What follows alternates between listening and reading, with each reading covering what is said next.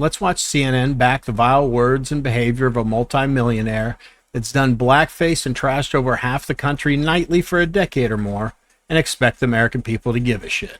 But first, for some background, let's quickly watch Brendan Carr's comment on Benny Johnson's show that has the panel, especially Abby, so fired up, and that'll lead straight into the panel discussion.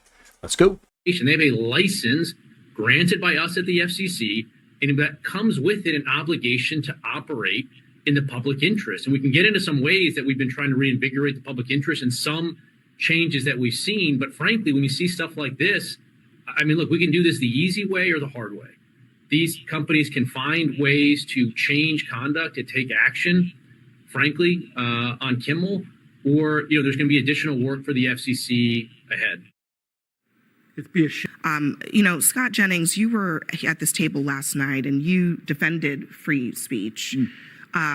Tonight, we are seeing the FCC chairman explicitly threatening a company over speech that they don't like.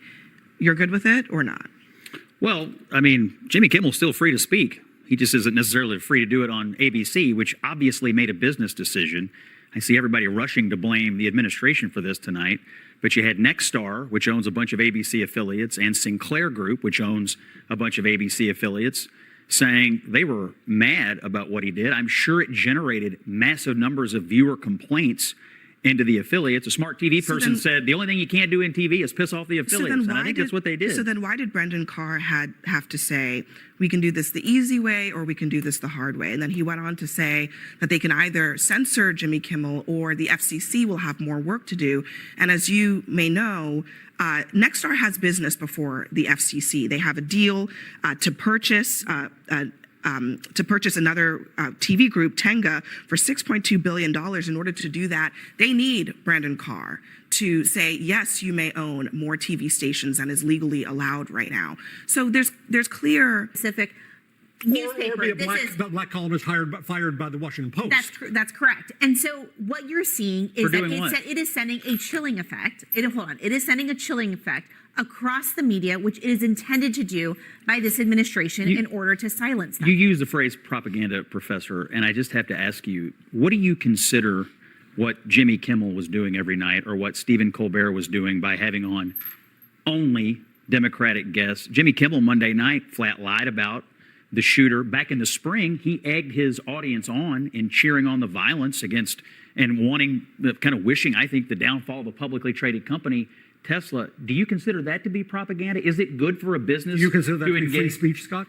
You use the phrase propaganda. I'm asking you. You used the words free speech before. Do you consider that free speech? I consider it to be speech, and he's obviously free to say it. Will you defend that speech in this country that will defend to the death the speech of others? Will you defend Jimmy Kimmel's speech? Do I defend Jimmy Kimmel going on television and saying that a shooter from the left... Do you defend his right to do so? He has a right to do so, but he does not have a right to have a television show where he lies his ass off to the American people and attacks half this country on a nightly basis. Hold on. Listen, there are plenty of people over on another network that I will not name who lied about the last election, who denigrate half the country every single night. And guess what? They are allowed to do it. Now, the question is, Scott, is the by government... their company. It's their business decision. Hold on. But is the government supposed to be punishing people for the speech that they don't like? Is that the role of the government in your mind? The government is not punishing them. This was not a government decision. Ultimately, Disney made a decision. Ultimately, CBS made a decision earlier this year. You all are blaming the government. That's your opinion. That's your opinion about their business motivations.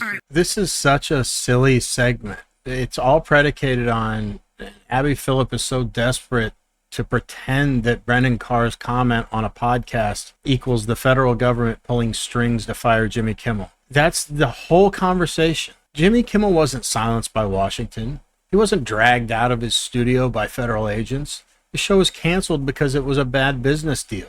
Ratings were down, advertisers were upset, and yes, his disgusting comments about Charlie Kirk's assassination didn't help. Jimmy Kimmel's made a career out of lying to his audience, whether it was about Trump, conservatives, or even something as ridiculous as vandalism at Tesla dealerships. Yet CNN's panel acted like Kimmel is some kind of martyr. The truth is, Kimmel isn't canceled. He still has more money and influence than almost anyone watching at home. Don't worry, everybody. He'll be just fine. The only thing that ended was a failing late night format that outlived its usefulness.